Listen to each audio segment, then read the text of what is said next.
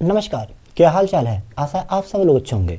अगर आपका भी डाउट है कि हम बीए में हैं, फर्स्ट ईयर में हैं, सेकंड ईयर में, थर्ड ईयर में, तो ईपीएससी की तैयारी कैसे शुरू करें, तो ये वीडियो आपके लिए बहुत इंपॉर्टेंट है, क्योंकि इसमें मैं बता दिया हूँ कि आप लोगों को first year, second year, third year में आप लोगों को ईपीएससी की तैयारी कैसे करना है। तो नमस्कार ऑफिसर्स, कैसे हैं आप सब? बीए के फर्स्ट ईयर में हम लोगों को क्या करना होगा? सबसे पहले हम लोग देखेंगे, अगर हम लोग बीए में हैं तो कहाँ से स्टार्ट करेंगे।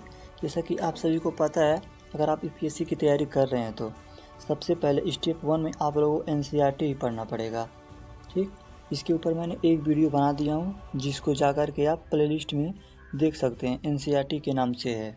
इसमें मैंने बताया है आपको एनसीईआरटी में कौन कौन से सब्जेक्ट में कितना कितना चैप्टर होता है, वैसा पूरे डिटेल में बनाया हूँ। तो सबसे पहले 800 प्लस सब्सक्राइबर के लिए आप सभी को दिल से धन्यवाद। आप लोग हमारे फैमिली का मेंबर बने, इसके लिए आप सभी को बहुत बहुत धन्यवाद। ठीक, हम लोग बात करते हैं क्लास 6 की। अगर आपको पता नहीं होगा तो मैं बता दूं, जो एनसीईआरटी होता है वो क्लास 6 से 12 तक की पढ़नी होती है, जिसमें मेन इंपॉर्टेंट है। सबसे पहले हिस्ट्री पढ़ना होगा आप लोगों को, जियोग्राफी पढ़ना होगा, पॉलिटी पढ़ना होगा, इकोनॉमिक्स, साइंस। क्योंकि हम लोगों के पास अभी बहुत टाइम है तो हम लोग साइंस को थोड़ा पढ़ लेंगे। 1 से लेकर 10 तक, 1 से 10 तक हम लोग साइंस को पढ़ लेंगे। क्योंकि अगर आप ही ध्यान से सोचो, अगर आप आईएएस ऑफिसर बन जाते हो, अगर आप कहीं जाते हो, अगर आपसे कोई छोटा बच्चा सवाल करे साइंस के बारे में, तो आप लोगों को बेसिक तो पता होना चाहिए ना। अगर आपका बेसिक मजबूत है तो आप लोग इसको स्किप कर सकते हो, लेकिन मैं रिकमेंडेड करूँगा कि आप लोग साइंस भी पढ़ लें। क्योंकि मैं नहीं चाहता कि आप लोगों को अधिकारी के बनने के बाद कोई भी दिक्कत हो। ठीक, तो सबसे पहले हम लोग बात करते हैं एनसीईआरटी कौन कौन से सब्जेक्ट पढ़ना है, इसके बारे में हम लोग बात कर चुके। अब हम लोग बात करते हैं इसको 1 से 2 घंटे सिर्फ पढ़ाई नहीं, समझने में भी लगाएं। आप लोग पढ़ने से कुछ नहीं होता, आप लोगों को समझना ही पड़ेगा। भाई मैं आपको लास्ट में कुछ ऐसी गलतियाँ बताने वाला हूँ जो आप लोगों को नहीं करनी चाहिए, नहीं तो आपका यूपीएससी का सपना टूट जाएगा। तो नोट्स बनाएं, रिवीजन करें। एनसीईआरटी पढ़ने के बाद आप लोगों को समझना है। ठीक, समझ कर इसका शॉर्ट नोट्स बनाना है। अब आगे हैं स्टेप 2 में। इसमें हम लोग बात करेंगे न्यूज़पेपर रीडिंग के बारे में। ठीक, तो सबसे पहले आप लोगों को नहीं पता होगा कौन कौन सा न्यूज़पेपर पढ़ना, तो मैं आप लोगों को बता दूं, the Hindu, Indian express and Hindi medium के लिए सबसे बेस्ट दैनिक जागरण। अगर आप लोगों को हिंदू, द हिंदू किसी चैनल पर हिंदी में एक्सप्लेन करते हुए मिल जाए तो आप लोग इसी को पढ़िएगा। क्योंकि यूपीएससी में डायरेक्ट एग्ज़ाम में इसमें से सवाल बनाए जाते हैं द हिंदू के न्यूज़पेपर से। तो आशा है आप लोगों को इतना समझ में आया होगा। शुरुआत में एक आर्टिकल पढ़ें, फिर धीरे धीरे बढ़ाएं। अब जब सेकेंड ईयर में जाएंगे तो इसके लिए भी मैं एक प्लान बनाया हूँ, बहुत अच्छा है जो।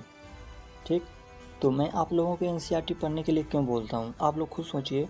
अगर आप लोग न्यूज़पेपर पढ़ेंगे तो सब टॉपिक इन्हीं से रिलेटेड होते हैं। जैसे पॉलिटिक्स में क्या चल रहा है, इकोनॉमी में क्या हो रहा है, और इन्वायरमेंट इंटर रिलेशन में, इन सभी से रिलेटेड अफेयर आप लोगों को पढ़ना है। इसलिए मैं कहता हूँ आप लोग जितना जल्दी एनसीईआरटी कंप्लीट कर लेंगे, इतने जल्दी आप लोग न्यूज़पेपर को समझने लगेंगे। और समझने नहीं बल्कि आप लोगों को दिमाग में छपने लगा कि यह क्यों है, उसका दिक्कत में हम लोग कैसे बदलाव कर सकते हैं। इसीलिए आप लोगों को यूपीएससी में न्यूज़पेपर पढ़ने की ज़रूरत पड़ती है ज़्यादा। तो अब हम लोग आगे बात करते हैं स्टेप 3 में, सिलेबस को रट लो। सिलेबस के ऊपर मैंने वीडियो बनाया है, इसे मैंने बताया कि इस पेपर में कौन सा सब्जेक्ट पूछा जाता है। इसके लिए मैं पूरा डिटेल्स वीडियो बनाने वाला हूँ, इसलिए चैनल को सब्सक्राइब जरूर कर दीजिएगा। ठीक, यूपीएससी प्री और मेंस, जैसे आप सभी को पता है यूपीएससी में 2 पेपर होता है, 3 पेपर, मतलब इस एग्ज़ाम को 3 पैटर्न में बांटा गया है। पहला प्री, दूसरा मेंस, तीसरा इंटरव्यू। दोनों का सिलेबस मोबाइल वॉलपेपर बना लें, अगर संभव है तो आप जो सिलेबस है यूपीएससी का इसको आप लोग अपना वॉलपेपर बना लें। अगर इसका संभव नहीं हो सकता तो जहाँ पर आप पढ़ते हैं उसके सामने अपने उस मेंस और प्री के सिलेबस का प्रिंट आउट करवा कर सामने लगा लें। क्योंकि आपको पता हो कि हम लोगों का मंजिल क्या है, हमें जाना क्या है। ठीक, इतना बात आप लोगों को क्लियर। पहले स्टेप में एनसीईआरटी पढ़ना, दूसरे में न्यूज़पेपर का समझ होना, और तीसरे में हम लोग बात कर रहे हैं सिलेबस के बारे में, जो इसके ऊपर मैंने वीडियो बना दिया है, चैनल के प्लेलिस्ट में जाकर देख सकते। अगला पॉइंट 4, स्टेप 4, ऑप्शनल की समझ। आप लोगों को पता होगा जो यूपीएससी का एग्ज़ाम है इसमें ऑप्शनल 250 प्लस 2 पेपर इसमें होता है, ठीक, बराबर 500 अंक आप लोगों को एक सब्जेक्ट से मिलता है। तो आप लोग इसको बहुत सोच समझ कर चूज करिएगा। बीए के सब्जेक्ट से ऑप्शनल को जोड़ें। जैसे आप लोग बीए में अगर history, polity, sociology and geography लिए हैं तो आपके लिए बहुत इम्पोर्टेंट है, क्योंकि इन्हीं में से एक सब्जेक्ट को आप लोग ऑप्शनल के रूप में ले सकते हैं, क्योंकि इसको आप 3 साल पढ़ते हैं। जिस सब्जेक्ट में आपका ज़्यादा रुचि हो इसके आप ऑप्शनल में ले सकते हैं। अगर आपको नहीं पता ऑप्शनल का चूज कैसे करें तो इसके लिए मैंने एक वीडियो बनाया है जो यूट्यूब पर अभी है हमारे चैनल पर ऑप्शनल के नाम से, इसे जाकर आप एक बार ज़रूर देखिएगा। इसमें मैंने बताया है कि सबसे बेस्ट ऑप्शनल सब्जेक्ट और इसे चूज करने का कौन सा है और ज़्यादातर टॉपर्स कौन से सब्जेक्ट को रिकमेंडेड करते हैं। तो फर्स्ट ईयर में ऑप्शनल की बेसिक किताबें पढ़ना शुरू कर दें। जैसे अगर आप जियोग्राफी लिए हैं तो आप इसका 6 से 12 तक की एनसीईआरटी को बहुत अच्छे तरीके से पढ़ना पड़ेगा आप लोगों को। मैं भी तो कहूँगा आप लोग जियोग्राफी ले लें, क्योंकि जियोग्राफी से बहुत सारे सब्जेक्ट कवर हो जाते हैं मेंस के लिए, ठीक। आशा आप लोगों का इतना क्लियर हो गया होगा। अब हम लोग बात करते हैं, अब आप लोगों के दिमाग में एक बात चल रहा होगा स्टेप 5 में आंसर राइटिंग कब से करें, मतलब लिखने की प्रयास कैसे करें। आप लोगों को पता है जो मेंस का एग्ज़ाम है इसमें 9 पेपर होते हैं। 9 पेपर को आप लोगों को लिखना होता है। हर हफ्ते एक छोटा सा टॉपिक लिखें। अगर एनसीईआरटी पढ़ चुके हैं तो इसका एक शॉर्ट में लिखने की प्रैक्टिस करें, और अगर हो सके तो मेंटर से अपने चेक करवा लें या अपने कंपेयर खुद करें टॉपर्स के आंसर से। इससे आप लोगों को लिखने में बहुत ज़्यादा मिलेगा। लिखने का मतलब यह नहीं कि आप लोग गूंज पोंत कर दें। लिखने का मतलब यह है जो आप लिख रहे हैं इसमें कितना फ्लो चार्ट है, कितना डायग्राम बनाए हैं आप, और इसे कितना अच्छा से प्रेजेंट किए हैं। क्योंकि अगर आप पढ़कर जाएंगे, अगर इसको सही से लिख ना पाएंगे तो आप लोगों का नंबर बहुत ज़्यादा कम आएगा, क्योंकि आपके दिमाग में कितना भी नॉलेज है इसको आप लोगों को प्रेजेंट आना करना चाहिए, ठीक। इतना बात आप लोगों को क्लियर हो गया। अब हम लोग बात करते हैं जो मैंने बोला था आपको लास्ट में, कुछ ऐसे मिस्टेक बताऊंगा जो आप लोगों को नहीं करना। हर किताब पढ़ना, जैसे आप हिस्ट्री के लिए 2-3 बुक ले आए, लेकिन सही किताब चुनना। सही किताब कैसे चुने इसके ऊपर मैंने एक वीडियो बनाया है यूपीएससी बुक लिस्ट के ऊपर। अगर आप इस वीडियो को देख लेते हैं तो आप लोगों को दोबारा वीडियो देखने की ज़रूरत नहीं पड़ेगी। मैंने यहाँ पर बताया हर किताब को पढ़ना, एक सब्जेक्ट के लिए सिर्फ एक किताब पढ़ो। इसे मैंने पूरी डिटेल्स बताया है बुक लिस्ट के बारे में। इसे देखकर आप बुक को खरीद सकते हैं, चाहे आप घर से तैयारी करना चाहते हैं या कहीं और से। मिस्टेक 2, सिर्फ वीडियो देखना। सिर्फ वीडियो देखने से कुछ नहीं होता, खुद भी लिखा और सोचा करो। वीडियो देखो मत, लेकिन जो आप पढ़ रहे हो वीडियो देखकर एनसीईआरटी की, इसको आप लोगों को खुद को लिखना है, नोट्स बनाना है, और इसको सोचना है कि ये ऐसा ही क्यों है, इसको ऐसा क्यों नहीं कर सकते, और इसको हम लोग कैसे बदल सकते हैं, और इसका यूज हम लोग कैसे कर सकते हैं दूसरों और अपने के लाइफ में। Mistake number 3, fake motivation. Action ज़रूरी है, फेक मोटिवेशन के चक्कर में मत आओ। जैसे कि आजकल के यूट्यूब चैनल पर जाएंगे तो ज़्यादातर मोटिवेशनल वीडियो लगा दे रहे हैं। क्या, एक आईएएस ऑफिसर आ रहा है लाल बत्ती में और इसके पीछे 4-5 गाड़ियाँ और 20-25 बॉडीगार्ड हैं इसके आगे पीछे घूम रहे हैं, तो इसके चक्कर में आप मत पड़िएगा। स्टेप 4, कोचिंग का इंतज़ार करना। कोचिंग का इंतज़ार मत करो, खुद से शुरुआत करो। मैंने बता दिया शुरुआत कैसे करना है, एनसीईआरटी से शुरुआत करना है। अगर आप कोचिंग में भी जाएंगे तो आप लोगों को एनसीईआरटी नहीं पढ़ाते हैं, आप लोग ये सब जानते हैं कि आप लोग यह सब सीख कर आए हैं, तो इसीलिए आप लोग सबसे पहले एनसीईआरटी को कंप्लीट करें। अब हम लोग बात करते हैं कुछ ऐसे मस्त रूटीन, डेली रूटीन के बारे में जो हर किसी को सूटेबल हो जाएगा। जैसे सुबह 5 या 6 बजे आप उठ जाइए, उठने के बाद धरती माता का चरण स्पर्श करिए, इसके बाद पानी पीजिए, इसके बाद जाकर फ्रेश हो जाइए। फ्रेश होने के बाद आप लोग योग करें या एक्सरसाइज करें, क्योंकि आप लोगों का स्वास्थ्य आपके लिए बहुत इम्पोर्टेंट है। और मैं आपको नेक्स्ट पॉइंट में बता दूं, अब 7 से 9 तक एनसीईआरटी का रीडिंग करना। इसमें ध्यान देकर रीडिंग करना, नॉट कि नोट्स इसमें नहीं बनाना है, इसको रीडिंग करना और इसको समझना है। अब आप जो लोग जाएंगे कॉलेज जाएंगे तो सबसे पहले अगर आप लोगों को कोई एक सब्जेक्ट मिल गया, मुझे कौन सा ऑप्शनल लेना है, इसके ऊपर आप लोग थोड़ा थोड़ा पढ़ना स्टार्ट कर दें कॉलेज में। और शाम को 5 से 6 बजे रिवीजन करें। क्या आप लोग एनसीईआरटी नहीं रिवीजन करना है, आप लोगों का जो ऑप्शनल में पढ़े हैं इसको रिवीजन करना है। देन 7 से 10 तक नाइट मतलब रात में आप लोगों को एनसीईआरटी दोबारा पढ़ना है और इसके लिए और नोट्स बनाना है। अगर आप कह रहे होंगे कि सर इसमें बहुत ज़्यादा टाइम स्पेंड हो जाएगा, तो आप लोग ध्यान दीजिएगा, एनसीईआरटी यूपीएससी का की है, जो इसे आप पा गए तो इसको आप इस ताले को खोल सकते हैं। तो आप लोग ज़्यादा आप लोग एनसीईआरटी को समय देंगे, यूपीएससी में सिलेक्शन होने का संभावना बहुत ज़्यादा हो जाता है। तो आशा है आप लोगों को वीडियो पसंद आया होगा। अगला वीडियो आएगा बीए सेकेंड ईयर में क्या करें, तो इसलिए चैनल को सब्सक्राइब जरूर कर दीजिएगा। बीए सेकेंड ईयर में हम लोगों को क्या करना है, दूसरे साल में हम लोगों को क्या करना है देख लेते हैं। सबसे पहले step 1 fast track NCERT revision. पहले वीडियो में मैंने बताया था एनसीईआरटी को कैसे पढ़ना है, इसमें कौन कौन से सब्जेक्ट होते हैं। क्लास 6 से 12 तक की एनसीईआरटी पढ़ना होता है आप लोगों को, 6 से 12 तक की एनसीईआरटी आप लोगों को पढ़ना होता है। ठीक, मैंने बताया था इसको कैसे पढ़ना है इस वीडियो में, पहले वाले हर हफ्ते एक सब्जेक्ट पढ़ना है। इससे पहले बताया था आप लोगों को जल्दी से जल्दी एनसीईआरटी को कंप्लीट करना होगा। इसमें मैं बता रहा हूँ आप लोगों को एक हफ्ते में सिर्फ एक सब्जेक्ट को अब चूज करना है आप लोगों को। जैसे जियोग्राफी पढ़ रहे हैं तो आप लोगों को एक सप्ताह तक इसी को जियोग्राफी को कंप्लीट करना है और फास्ट रिवीजन करना है। इसका आप शॉर्ट्स नोट्स बनाना है और माइंड मैपिंग करना है। जैसे कोई राज्य है तो इसको मैप के द्वारा दर्शाया जाए इसमें कौन सा राज्य कहाँ पर है।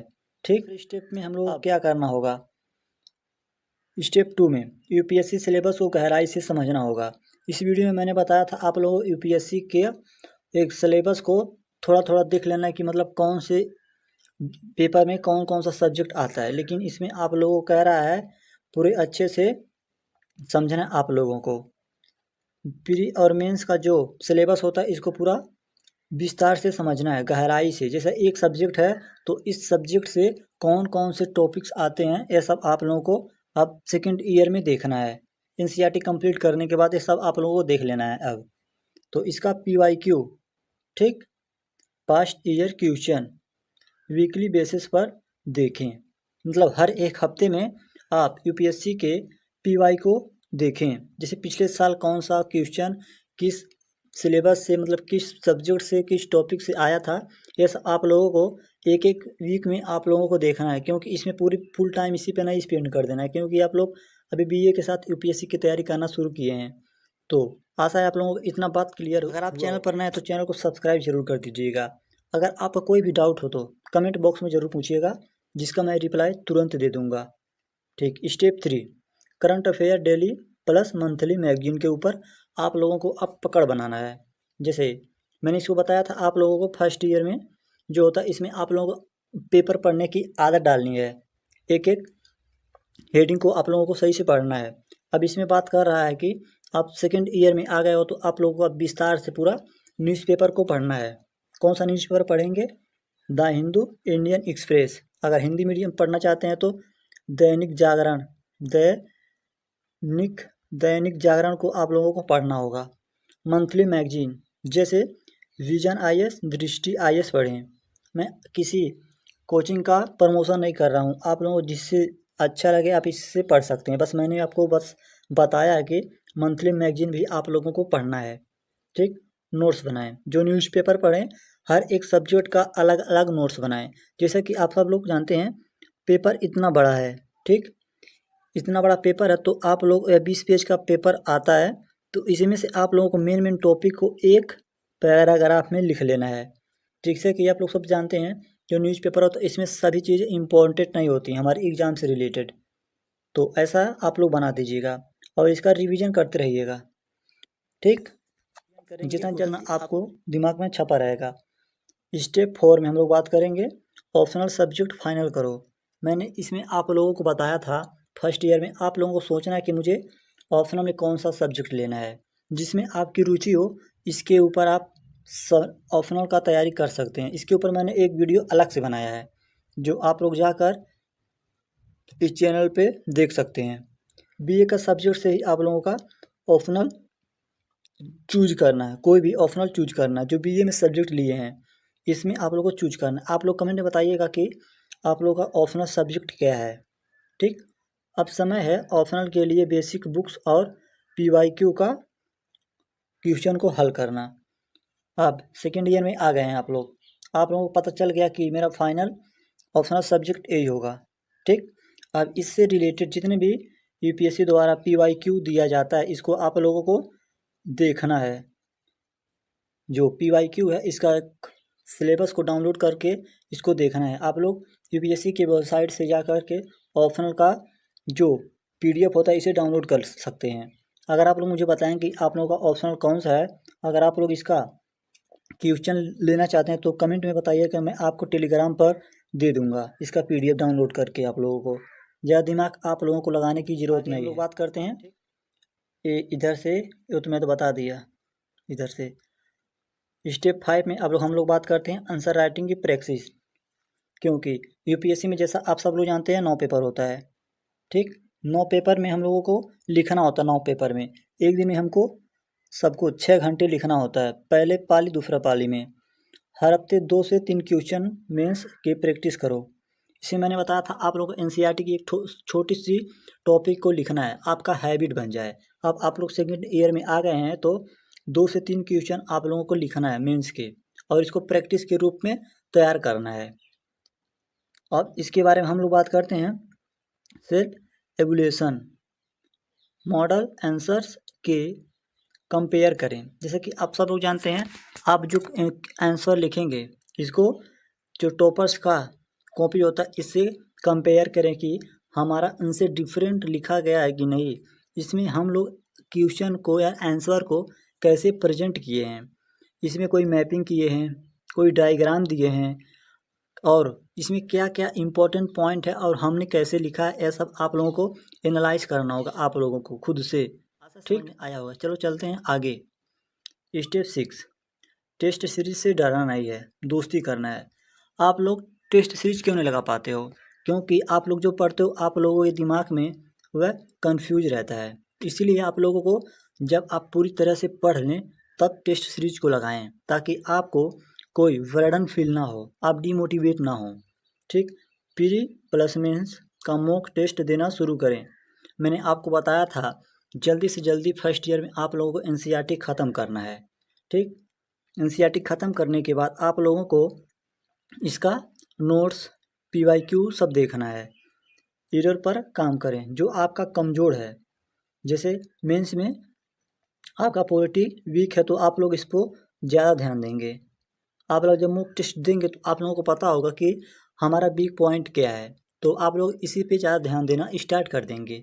ठीक, ये है असली लर्निंग। मॉक टेस्ट ही आपका असली लर्निंग है, क्योंकि आप लोग जब टेस्ट सीरीज लगाने जाएंगे तो आप लोगों का जब सवाल हल नहीं होगा तो आप लोगों को पता होगा कि हमारा तैयारी अभी कहाँ पर पहुँचा है और हमें क्या तैयार करना है। इसीलिए मैं बोलता हूँ टेस्ट सीरीज आपको लगाना चाहिए, आपको पता चले कि मेरा वीक पॉइंट क्या है। तो आगे हम लोग बात कर रहे हैं कॉमन मिस्टेक के बारे में। कॉमन मिस्टेक के बारे में आप लोगों को बहुत अच्छी तरीके से समझना चाहिए। फर्स्ट ईयर में मैंने बताया था आप लोग क्या गलती करते हैं, और सेकंड ईयर में भी मैं बता रहा हूँ आप लोग कौन कौन सी गलतियाँ करते हैं। सिर्फ पढ़ते हैं, लिखते नहीं। जैसा कि आप सब लोगों को पता है जो मेंस का एग्ज़ाम होता है इसमें आप लोगों को लिखना होता है, लिखना होता है। ठीक, आप लोग जब पेपर देने जाएंगे तो आपका यह नहीं चेक करे जाएगा कि नॉलेज आपके पास कितना है, आप लोग इस नॉलेज को कॉपी में कैसे प्रेजेंट किए हैं इसमें मायने ज़्यादा रखता है। और ऑप्शनल सब्जेक्ट को इग्नोर करना। ऑप्शनल सब्जेक्ट आपके रैंक को बढ़ा सकता है, क्योंकि आप सब जानते हैं जो इस ऑप्शनल पेपर होता है वह 250-250 अंक का होता है, जो इसे 500 अंक का हो जाता है। 500 अंक बहुत ज़्यादा होता है। और कोचिंग या किताबें बदलते रहना। आप लोग जब एक बुक ले लेंगे तो इसी पर आप लोगों को टिकना है। बुक लिस्ट के ऊपर मैंने एक वीडियो बनाया है जिसे आप लोग जाकर देख सकते हैं। पूरे विस्तार से समझाया हूँ किस टॉपिक में कौन सा सब्जेक्ट को लेना चाहिए, कौन से सब्जेक्ट को लेना चाहिए, किस प्रकाशन का लेना चाहिए टॉपर्स के द्वारा, और बहुत सारे नॉलेज को इकट्ठा करके मैंने आपको यह वीडियो बनाकर दिया था। कंसिस्टेंसी इसके लगातार पढ़ते रहना। जैसे कि आप सब लोग जानते हैं अगर आप रोज़ पढ़ेंगे तो आप लोगों का ग्रोथ होगा। अगर आप एक दिन पढ़ेंगे नहीं, दूसरे दिन नहीं पढ़ेंगे तो आप लोगों का सिलेक्शन नहीं होगा। इतना बात आप लोग ध्यान दीजिएगा। ये मेरा उच्चारण थोड़ा गलत हो गया, आप लोग इसको देख लीजिएगा, ठीक। अब यहाँ पर कॉमन मिस्टेक के बारे में नहीं, हम लोग एक प्लान के बारे में बता रहे हैं। ये गलती से लिखा गया है प्लान। जैसे कि आप सब लोग जानते हैं, आप लोगों को जल्दी उठना चाहिए। सुबह में 5 बजे आप लोग उठ जाएंगे तो बहुत अच्छा रहेगा। और इसके बाद आप लोग पानी वानी पी लीजिएगा, फ्रेश हो लीजिएगा, और 1 घंटा या 45 मिनट आप लोगों को योग एक्सरसाइज करना है, क्योंकि आप लोगों को मजबूत रहना बहुत ज़रूरी है और आपका स्वास्थ्य बहुत इम्पोर्टेंट मायने रखता है। 7 से 9 तक ऑप्शनल सब्जेक्ट को पढ़ना है। इस वीडियो में मैंने बताया था पहले वाले में, आप लोगों को एनसीईआरटी जल्दी से जल्दी कंप्लीट करना है। सुबह में एनसीईआरटी पढ़ना है, बट सेकेंड ईयर में आ गए हैं तो आप लोगों का एनसीईआरटी कंप्लीट हो गया होगा। इसके बाद यहाँ पर ऑप्शनल सब्जेक्ट का तैयारी करना है। आप लोग फर्स्ट ईयर को गंवाती हैं तो सेकेंड ईयर में आप लोग यहाँ पर एनसीईआरटी पढ़ सकते हैं। अगला वीडियो आएगा थर्ड ईयर के ऊपर, तो इसमें मैं बहुत अच्छे तरीके से एडवांस लेवल की सजेशन दूंगा आप लोगों को। अभी जाना है कॉलेज, कहीं पर 9th कॉलेज लगता है, कहीं 8 पर, तो आप लोग अपने हिसाब से मैनेज कर लीजिएगा। मैं आपके 3 से 6 घंटा जीएस के पेपर को पढ़ना है और इसका रिवीजन करना है। 9 से 10 आंसर राइटिंग की प्रैक्टिस करना है, प्लस करंट अफेयर का नोट्स को रिवीजन करना है। यहाँ पर ध्यान देंगे, यहाँ पर बीच में आप लोगों को कहीं न्यूज़पेपर को पढ़ना। आशा आप लोगों को यह वीडियो बहुत बहुत हेल्प किया होगा आपके जर्नी के लिए। तो चैनल को सब्सक्राइब करके साथ में बेल आइकन को जरूर। थर्ड ईयर में हम लोगों को क्या करना है, बीए के थर्ड ईयर में हम लोगों को क्या करना है, इसमें मैं आपको लास्ट में कुछ ऐसा चीज़ बताने वाला हूँ जो आप बिना देखे चले गए तो बहुत पछताने वाले हैं, क्योंकि आपके लिए 1 साल का बहुत गोल्डन प्लान बना कर लाया हूँ। साथ में ऐसे मिस्टेक के बारे में आप लोगों को बताऊँगा जो आप लोग करते हैं, बस आप लोगों को समझ नहीं आता है। मैं सबसे पहले आप लोगों को बताने वाला हूँ स्टेप 1, सिलेबस बेस्ड पढ़ाई शुरू करना। जैसा कि आप सब लोग जानते हैं, पिछले जो 2 साल हैं इसमें मैंने आप लोगों को एनसीईआरटी और रैंडमली पढ़ने के लिए कुछ बोला था, बट आप लोगों को इसमें जो प्रीलिम प्लस मेंस का सिलेबस है उसके डिटेल में समझने की कोशिश करना है, और जो भी पढ़ाई करना है उसी से रिलेटेड आप लोगों को पढ़ना है, जो कि एनसीईआरटी से सबसे पहले स्टार्ट किया जाता है बेसिक कंप्लीट करने के लिए, ठीक। पहले सिलेबस के बेसिस पे पढ़ाई करना और इससे जुड़ी कोई भी चीज़ें आनी चाहिए। तो स्टेप 2 में बात करें एनसीईआरटी प्लस स्टैंडर्ड बुक के ऊपर, इसके लिए मैंने एक वीडियो बनाया था और एनसीईआरटी के भी लिए एक वीडियो बनाया था, जाकर एक बार ज़रूर देख लीजिएगा, इस चैनल पर अभी है। 3 महीने में एनसीईआरटी ख़त्म करें, ठीक। इसके ऊपर मैंने एक प्लान वीडियो बनाऊंगा, क्योंकि बहुत स्टूडेंट का कमेंट आ रहा है। स्टैंडर्ड बुक की बात करें तो Laxmikanth Spectrum, GC Leong, Indian economy by Ramesh Singh एक बुक होता है, इसको आप लोगों को पढ़ना होता है। तो इसमें आप लोगों को एनसीईआरटी पहले कंप्लीट कर चुके हैं, इसके नोट्स के साथ आप लोगों को अब स्टैंडर्ड बुक के साथ पढ़ना है, क्योंकि आप लोग एनसीईआरटी और स्टैंडर्ड बुक को साथ में जब पढ़ेंगे तो आप लोगों का दोनों कंप्लीट हो जाएगा। दोनों को जब मिलाकर पढ़ेंगे तो आप लोगों का सोचने का तरीका कुछ हद तक बहुत आगे चला जाएगा। आगे चलते हैं हम लोग, अब देखते हैं आप लोगों को क्या करना है। इसके बाद करंट अफेयर को हर दिन पढ़ो। जैसे आप लोगों को दिमाग में सवाल आ रहा होगा कि कौन सा न्यूज़पेपर पढ़ना होता है, मैंने दोनों वीडियो में बताया कौन कौन सा न्यूज़पेपर पढ़ना होता है। द हिंदू, इंडियन एक्सप्रेस से डेली नोट्स बनाएं, क्योंकि इसमें द हिंदू का जो पेपर होता है इसमें से डायरेक्टली यूपीएससी में क्वेश्चन पूछा जाता है। हिंदी मीडियम के स्टूडेंट के लिए दैनिक जागरण बहुत इम्पोर्टेंट है, ठीक। मंथली कंप्लेक्शन पढ़ें, जैसे विजन आईएएस, दृष्टि आईएएस का जो मंथली मैगजीन आता है इसको आप लोगों को पढ़ना हो। मैं किसी कोचिंग का बात नहीं कर रहा हूँ, आप लोग जिसका मन करे उसके बारे में आप लोग पढ़ सकते हैं। इस कोचिंग का मंथली मैगजीन लेकर यूट्यूब पर अभी बहुत सारे फ्री में मंथली मैगजीन को प्रोवाइड कर दे रहे हैं, तो इसका नोट्स बनाएं। रेडी टू फॉर मेंस के रिलेटेड आप लोगों को इसका जो न्यूज़पेपर का नोट्स बनाना है। इतना बात आप लोगों को समझ में आया, तो चलो अब चलते हैं आगे। नेक्स्ट स्टेप में देखते हैं हम लोग और पढ़ने होते हैं। स्टेप 4, ऑप्शनल सब्जेक्ट पर फुल फोकस करें।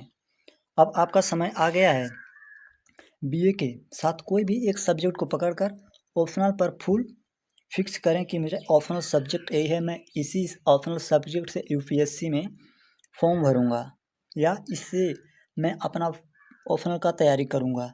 मैंने दोनों पार्ट में आप लोगों को बताया था, फर्स्ट सेकंड में ऑप्शनल को चूज कैसे करते हैं, इसके लिए मैंने एक वीडियो बनाया है, जाकर इसको देख लीजिएगा एक बार। इसमें मैंने बताया कि आप लोगों को सबसे स्कोरिंग और सबसे अच्छा ऑप्शनल सब्जेक्ट कौन सा होता है।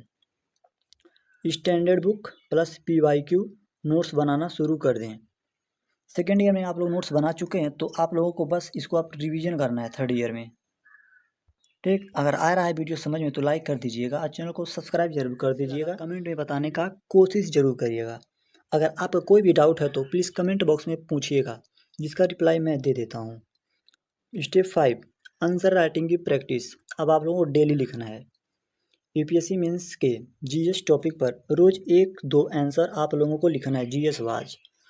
जैसे GS में 4 पेपर होते हैं तो आप लोगों को हर एक पेपर का एक दिन में 4 आंसर लिखेंगे या 2 आंसर लिखेंगे तो आप लोगों के लिए बहुत इंपॉर्टेंट हो जाएगा।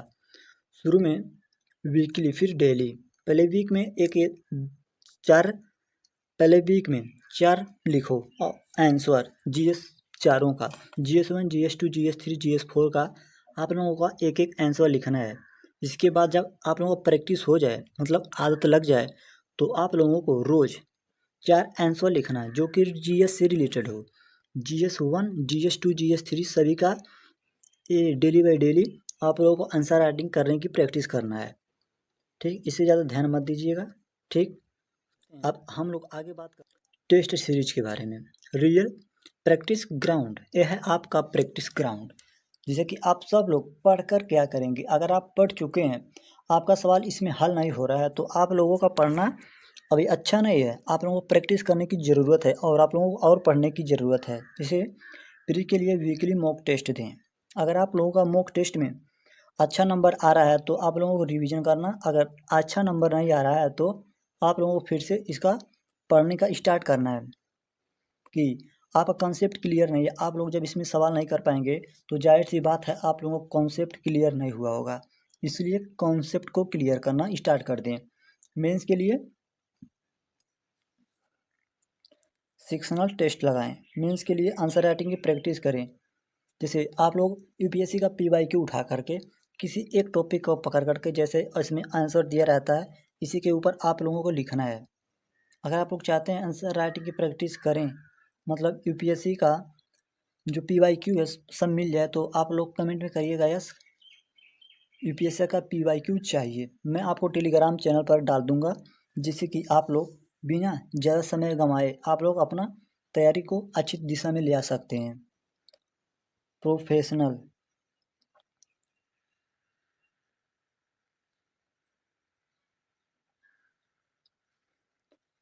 परफॉर्मेंस ट्रैक करें, इम्प्रूव करें। परफॉर्मेंस मतलब आप लोग अभी कहाँ पर हैं, आप लोगों को कहाँ तक जाना है, इसके बारे में आप लोगों को पूरे विस्तार से पता होना चाहिए।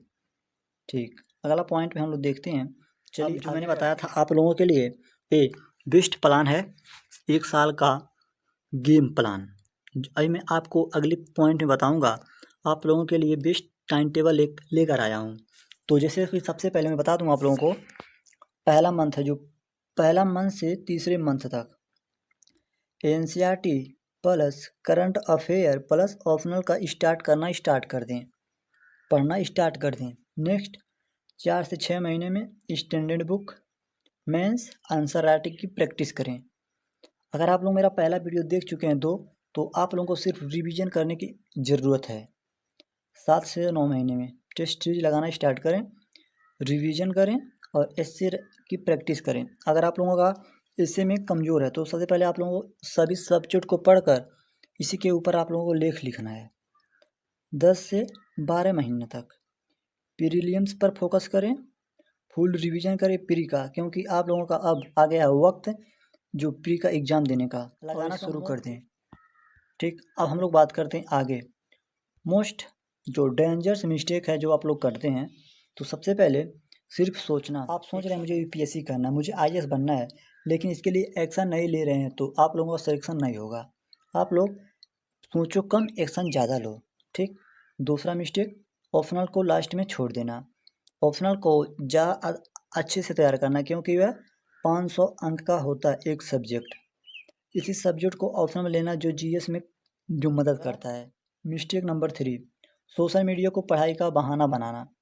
आप मोबाइल लेकर बैठे हैं, घर वालों से कहते हैं सर पढ़ रहे हैं, मस्त हैं, बट आप लोग रील देख रहे हैं तो ये आपके लिए बहुत ख़तरनाक हो सकता है आगे चलेंगे तब तो। 4, सिर्फ वीडियो देखना, खुद से कुछ ना करना। आप लोग पढ़ रहे हैं, मोबाइल पर पढ़ लिए, आप इसी के भरोसे बैठे रहेंगे मैंने पढ़ लिया, मेरा चैप्टर कंप्लीट है, लेकिन आप इसको जो पढ़ चुके हैं इसको अपने हाथ से नोट्स नहीं बनाते या अपने शब्दों में नहीं लिख कर रखते तो आप लोग इसको भूल जाएंगे और कहेंगे मैं पढ़ा तो था बट इस क्वेश्चन हल नहीं हो रहा है। यही सब दिक्कत आती है आप लोगों को पढ़कर रिवीजन ना करना, तभी आप लोग भूल जाते हैं। 5, डर के मारे टेस्ट ना देना।